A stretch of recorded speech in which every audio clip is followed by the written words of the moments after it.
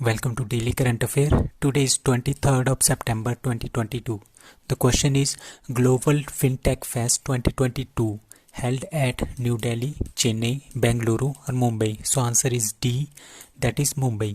So जो Global FinTech Fest है, fintech मतलब कि फाइनेंशियल टेक्नोलॉजी, ठीक है. फाइनेंशियल टेक्नोलॉजी मतलब ग्लोबल फाइनेंशियल टेक्नोलॉजी फेस्ट जो 2022 का है वो कहाँ पे हुआ है? दैट इज़ मुंबई में हुआ है. और किसने लॉन्च किया है? दैट इज़ आरबीआई गवर्नर कौन है आजकल? शशिकांत दास, उन्होंने ये लॉन्च किया है.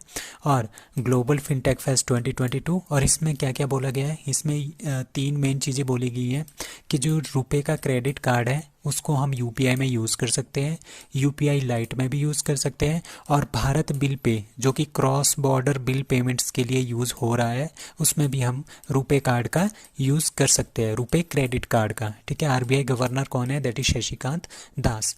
सो कौन कौन सी कंट्रीज़ हैं जिसने यूपीआई एक्सेप्ट किया है? That is Nepal. और भीम, जो भीम ऐप है वो किसने एक्सेप्ट किया है? That is Bhutan.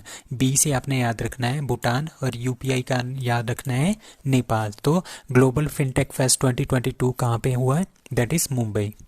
Who won WTA world tennis association Chennai open 2022? That is Linda Fruhvirtova, ठीक है. शी इज़ फ्रॉम चेक रिपब्लिक, ठीक है. तो लिंडा फ्रूविरोटवा ये कहाँ की है? ये चेक रिपब्लिक की है. इन्होंने जीता है चेन्नई ओपन 2022. और किसको हराया है इन्होंने? इन्होंने पोलैंड की एक टेनिस प्लेयर है, उसका नाम है माग्दा लिनेट, उनको इन्होंने हराया है. तो लिंडा ने जीता है माग्दा को हरा के. तो WTA जो चेन्नई ओपन सबसे पहले हुआ था वो 2008 में हुआ था. और वो 2008 में किसने जीता था? Serena Williams. She is from USA. Now who has been appointed the trustee of PM care funds, ठीक है. अब PM केयर फंड्स क्या है? आपको पता है कि 2020 मार्च में क्या आ गया था? इंडिया में लॉकडाउन हो गया था, ठीक है. तो 27 मार्च 2020 को क्या कर दिया? PM जो हमारे प्रधानमंत्री है उन्होंने क्या किया? एक फ़ंड लॉन्च किया, ठीक है. उसको बोल रहे हैं PM केयर फंड. तो उसमें क्या हुआ? उसमें उन्होंने बोला कि जितने भी इंडिया के लोग हैं या बाहर के लोग हैं जो भी अपना दान देना चाहता है कोविड-19 से लड़ने के लिए, ठीक है, तो वो यहाँ पे दे सकता है. तो लोगों ने बहुत ज़्यादा दान दे दिया. और आज कुछ एक न्यूज़ आई थी कुछ दिन पहले कि इसमें 10,000 करोड़ रुपए जो है इसमें एडअप हो गए हैं. जिसमें से ओनली 4,000 करोड़ रुपए ही हमने जो सरकार है उन्होंने यूज़ किया है. बाकी का सारा पैसा यहीं पे है. और मतलब अभी इसका केस भी आपका सुप्रीम कोर्ट में चला हुआ है. कुछ लोगों ने क्या किया था कि इसकी RTI रिपोर्ट मांगी थी कि कितना पैसा यहाँ से जा रहा है, कितना पैसा यहाँ से आ रहा है और कितना इसके अंदर पैसा जो है कलेक्ट है. तो RTI ने जवाब दिया कि जो ये PM केयर फंड है ये कोई गवर्नमेंट एजेंसी नहीं है, गवर्नमेंट फंड नहीं है, तो इसकी आपको रिपोर्ट भी नहीं मिलेगी. तो पता नहीं अब ये पैसा ये कहाँ पे यूज़ करेंगे, किस तरह से ये चल रहा है. तो इसी के ऊपर जो है ये केस हमारे पास सुप्रीम कोर्ट पे चला हुआ है कि अगर इसमें लोगों का पैसा है, इंडिया के लोगों का पैसा है, तो इसको पब्लिक प्रॉपर्टी घोषित कर दिया जाए. बट ये पब्लिक प्रॉपर्टी इसको बोला है RTI में कि ये पब्लिक, जो गवर्नमेंट बोलती है वो बोलती है कि ये पब्लिक पैसा नहीं है. तो अगर ये लोगों का पैसा है तो ये पब्लिक प्रॉपर्टी में आना चाहिए. तो वही सुप्रीम कोर्ट में इसके ऊपर केस चल रहा है. तो इसके जो ट्रस्टी है वो किसको अपॉइंट किया गया है? इसके 3 ट्रस्टी हैं, that is Ratan Tata, KT Thomas और कारिया मुंडा. ये तीनों को इन्होंने ट्रस्टी बनाया हुआ है, ठीक है. जो रतन टाटा है वो इंडस्ट्रियलिस्ट हैं, आपको पता है, बहुत ही अच्छे इंसान हैं रतन टाटा. और सुप्रीम कोर्ट के जज KT थॉमस हैं, वो भी इसके ट्रस्टी हैं. और तीसरे है लोकसभा के डिप्टी स्पीकर एक्स, ठीक है, पहले थे ये लोकसभा के डिप्टी स्पीकर, उनका नाम है करिया मुंडा. ये तीनों के तीनों इसके क्या हैं? ट्रस्टी हैं. आपने न्यूज़ में बस रतन टाटा का नाम सुना होगा, बट रतन टाटा, KT थॉमस और करिया मुंडा ये तीनों इसके ट्रस्टी हैं. So PM care fund was created during the कोविड-19 पेंडेमिक, ठीक है. इसका एम क्या था? To deal with any kind of emergency situations like pandemic वगैरह, या कुछ और अफेक्ट हो गया, या कुछ और तरह की बीमारियां आ गई, कुछ और तरह के डिज़ास्टर्स हो गए, तो उसके लिए, उससे निपटने के लिए ये जो है PM केयर फंड बनाया गया था. बट ये बोलते हैं कि ये कोई भी आपके पास गवर्नमेंट फंड नहीं है और इसकी आपको कोई भी जानकारी नहीं मिलेगी. तो इसी के ऊपर सुप्रीम कोर्ट में इसका केस चल रहा है. So which state government is set to introduce no bag day and a mandatory game period in schools, that is Bihar. तो बिहार की गवर्नमेंट ने क्या किया है, स्कूलों में एक एक दिन नो बैग डे होगा और साथ में जो गेम पीरियड होता है, पीटी पीरियड होता है, वो जो है काफ़ी ज़्यादा इंपॉर्टेंट कर दिया है कि ये आपको करना ही करना पड़ेगा। ठीक है, तो ये प्राइवेट स्कूल में भी होगा और जो गवर्नमेंट स्कूल है दोनों स्कूलों में ये होगा। इसका ऑब्जेक्टिव क्या है, to engage the student in various activity, मतलब कि जो स्टूडेंट्स हैं उनको बुक्स के अंदर ही उनको नहीं रखना है।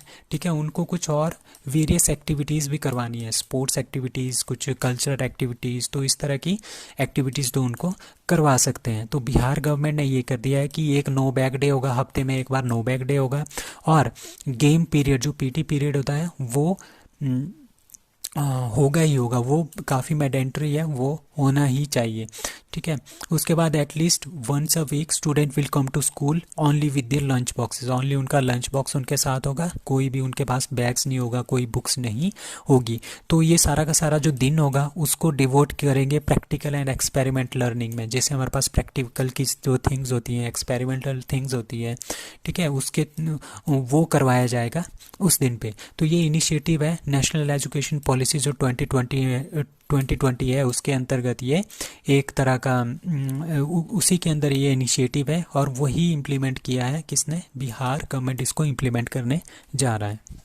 So recently, India signed MOU with which country to bolster defense cooperation in mutual interest sector। ठीक है, जो हमारे पास म्यूचुअल इंटरेस्ट सेक्टर है, इंडिया और किसके साथ साइन किया है, इंडिया ने इजिप्ट के साथ साइन किया है। तो ये इंडिया है, इंडिया और जो इजिप्ट है, इनके जो म्यूचुअल इंटरेस्ट होंगे, लाइक किसी पर्टिकुलर एरिया में अपनी डिफेंस भेजनी हो, या किसी पर्टिकुलर एरिया में आपको उन इजिप्ट वालों को इंडिया की डिफेंस की ज़रूरत है, या कुछ भी डिफेंस कॉरपोरेशन करनी हो, तो उसके लिए इन्होंने एक MOU साइन किया है इंडिया और इजिप्ट ने। आजकल जो हमारे पास डिफेंस मिनिस्टर हैं, डिफेंस मिनिस्टर राजनाथ सिंह जी, वो कहाँ पे है, वो है आपके पास इजिप्ट के दौरे में, और इजिप्ट की राजधानी है CRO।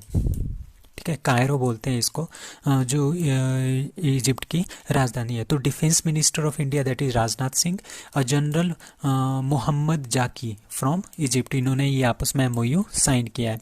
अभी इजिप्ट हमारे लिए इम्पॉर्टेंट क्यों है, इजिप्ट हमारे लिए इसीलिए इम्पॉर्टेंट है क्योंकि ये आकाश मिसाइल, क्योंकि ये काफ़ी ज़्यादा जो है हमारे पास इंटरेस्टेड है आकाश मिसाइल को ख़रीदने में, हेलीकॉप्टर को ख़रीदने में। जो हमारे पास तेजस है उसको भी ख़रीदने के लिए ये बोल रहे हैं कि हम इसको ख़रीदेंगे, ड्रोन्स हैं, सबसोनिक क्रूज मिसाइल है। ठीक है, ये सारी की सारी जो है इन्होंने इंटरेस्ट दिखाया है, जितने भी हमारे पास इजिप्ट है और इजिप्ट के आसपास की जो कंट्रीज़ हैं उन्होंने ये इंटरेस्ट दिखाया है। तो हम भी इनके साथ ज़्यादा अच्छे से कॉर्पोरेट करेंगे ताकि ये जो सारे मिसाइल सिस्टम्स हैं, ड्रोन्स हैं, तेजस विमान है, ये जो है हम इनको बेच सके, ताकि हम इससे क्या हो सकता है, हमारे को थोड़ा बहुत फ़ायदा हो जाएगा। सो India's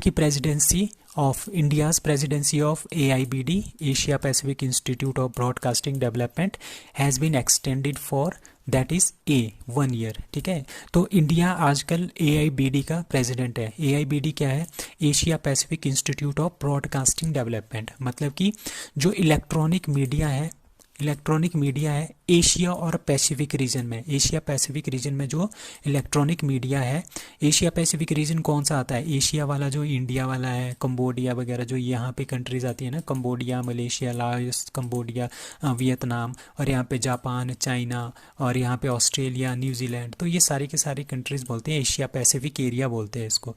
ठीक है, तो यहाँ पे एशिया पैसिफिक इंस्टीट्यूट ऑफ, मतलब कि यहाँ पे हमने इलेक्ट्रॉनिक मीडिया को ज़्यादा से ज़्यादा बढ़ाना है, उसके लिए AIBD का गठन किया गया था। कब किया गया था, 1977 में। और किसने किया था, United nation of economic and social commission for Asia and the Pacific ने इसको किया था। इसके 26 मेंबर्स कंट्रीज़ हैं, इंडिया भी इसका मेंबर है। अभी पिछले 1 साल से इंडिया इसका प्रेसिडेंट है, और अभी 1 साल के लिए और इंडिया को इसका प्रेसिडेंट बनाया गया है। और इसका प्रेसिडेंट कौन है, that is Mayank Kumar Agarwal, he is the executive officer of Prasar Bharati. So headquarter कहाँ है AIBD का, दैट इज़ कोलालमपुर मलेशिया। अब कुछ और टॉपिक्स हैं लाइक G20 2023 कहाँ पे होगा, वो होस्ट करेगा इंडिया। सो G20 2022 इस साल कहाँ पे होगा, दैट इज़ इंडोनेशिया में होगा नवंबर में, और अगले साल कहाँ पे होगा, इंडिया में। अब हॉकी वर्ल्ड कप 2023 और ICC का one day cricket world cup 2023, hockey and cricket दोनों इंडिया में होगा। हॉकी का कहाँ पे होगा, उड़ीसा में। इंडिया में डिफरेंट डिफरेंट स्टेडियम में डिफरेंट डिफरेंट स्टेट में होगा। अब SCO की समिट 2023 में कहाँ पे होगी, दैट इज़ इन इंडिया। अभी कहाँ पे थी, उज्बेकिस्तान में। ठीक है, अंडर 17 फीफा वर्ल्ड कप 2027 कहाँ पे होगा, दैट इज़ 2022 कहाँ पे होगा, that is India. So India's longest river cruise service, ठीक है, इंडिया की सबसे लंबी नदी की जो क्रूज सर्विस है वो is going to be launched between कहाँ पे वो हो रही है, that is Varanasi to Bogibeel. Bogibeel, Varanasi से बोगीबील तक हमारे पास इंडिया की सबसे लॉन्गेस्ट रिवर क्रूज सर्विस जो है वो स्टार्ट होने वाली है। इसकी लेंथ कितनी होगी, 4000 किलोमीटर की इसकी लेंथ होगी। किस किस के बीच में, यूपी और आसाम के बीच में। यूपी मतलब कि वाराणसी, और आसाम दैट इज़ बोगीबील। ठीक है, इट विल स्टार्ट फ्रॉम 2023, अगले साल से ये स्टार्ट होगा। अब कुछ और क्वेश्चंस है like first tourism capital of Shanghai corporation organisation, that is Varanasi.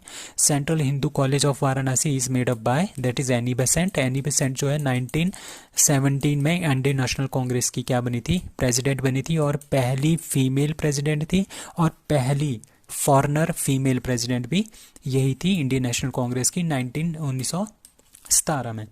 तो first city to have ropeway in India, that is Varanasi. So scale app launched for skill development in which sector, that is leather।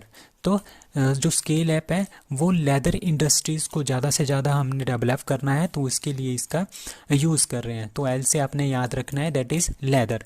तो इसका पूरा का पूरा full form है skilled certification assessment for leather employees. ठीक है, तो मतलब कि लेदर की जो इंडस्ट्रीज़ हैं उनमें हमने स्किल डेवलपमेंट जो है उनमें करवाना है, ताकि हमारे पास अच्छे से अच्छे क्वालिटी वाला जो है लेदर बन पाए, और एम्प्लॉयज़ को भी उसका फ़ायदा हो, ज़्यादा से ज़्यादा पैसे कमा के। सो ministry of education and skill development जो धर्मेंद्र प्रधान है उन्होंने इसको स्टार्ट किया है। नाउ डिजिटल संसद ऐप बाय ओम बिरला। ओम बिरला कौन है, ये हमारे पास स्पीकर, लोकसभा के स्पीकर हैं।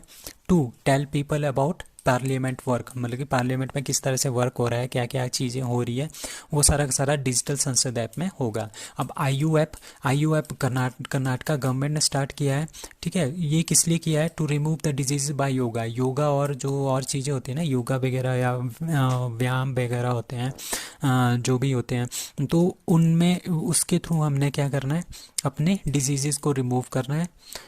उसके लिए IU ऐप का यूज़ किया है बाय कर्नाटका गवर्नमेंट। अब आभा ऐप क्या है, आयुष्मान भारत हेल्थ असेसमेंट, मतलब कि जो आयुष्मान भारत है, ठीक है, तो इसके अंतर्गत क्या होगा, जितने भी हमारे पास कोई पेशेंट है उसकी जितनी भी हेल्थ के रिकॉर्ड हैं, चाहे उन्होंने CT स्कैन लिया है, चाहे उन्होंने एक्सरे लिया है, उसकी जो सारी की सारी हेल्थ की रिपोर्ट होगी वो एक पर्टिकुलर एक कार्ड पे आएगी। ठीक है, तो उसको वो एक्सेस कर सकता है any time anywhere by using your internet. So it is launched by national health authority of India. So हमारे पास आयुष्मान भारत है, ये national health authority of India यही इसको ऑपरेट करती है all over India. So Pang Lhabsol festival is celebrated in, that is Sikkim. ठीक है, पांग लाहबसोल जो फेस्टिवल है ये सिक्किम में मनाया जाता है। इसमें इस तरह के लोग मास्क पहनते हैं, इस तरह के कपड़े पहनते हैं, और क्या करते हैं, इस तरह से इसको बोलते हैं मास्क्ड डांस। मास्क डांस मतलब ये मास्क पहन के डांस वगैरह करना है। तो ये सिक्किम का है, पांग लाहबसोल इज ऑफ सिक्किम। ठीक है, this is the unique festival of Sikkim. ठीक है, को क्यों किया जाता है, क्योंकि जो माउंट कंचनजंगा है ना, यहाँ पे एक पहाड़ है, उसका नाम है माउंट कंचनजंगा। इंडिया की सबसे बड़ी पहाड़ी कहाँ पे है, K2, और दूसरे नंबर पे आता है माउंट कंचनजंगा। तो ये काफ़ी बड़ी पहाड़ी है। तो ये सिक्किम के लोग ये मानते हैं कि ये हमारे को बचाता है। ठीक है। ये गार्डन डेटी है, मतलब कि ये हमें बचाता है, बाहर के जो अटैक्स वगैरह होते हैं वो उससे हमें ये बचाता है। ठीक है। It is believe that mountain God, ये उस माउंटेन को, जो कंचनजंगा माउंटेन है उसको ये भगवान मानते हैं। Played an active role in introducing Buddhism, मतलब कि जो माउंटेन गॉड है कंचनजंगा, उन्होंने मतलब कि उनका एक बहुत बड़ा रोल है बुद्धिज्म स्थापित करने में इन सिक्किम। तो इसीलिए ये क्या करते हैं, पाल लाहपसोल जो फेस्टिवल है वो मनाते हैं इन सिक्किम। और एक और इनका बहुत ही फेमस फेस्टिवल है, दैट इज़ लोसांग, सिक्किम का ही है। और लोसर, लोसर लद्दाख का, इनमें आपने कंफ्यूज नहीं होना है। Losoong is of Sikkim, Losar is of Ladakh, hornbill festival is of Nagaland, और चेरी ब्लॉसम जो फेस्टिवल है that is of Meghalaya. So that's all for today, thank you.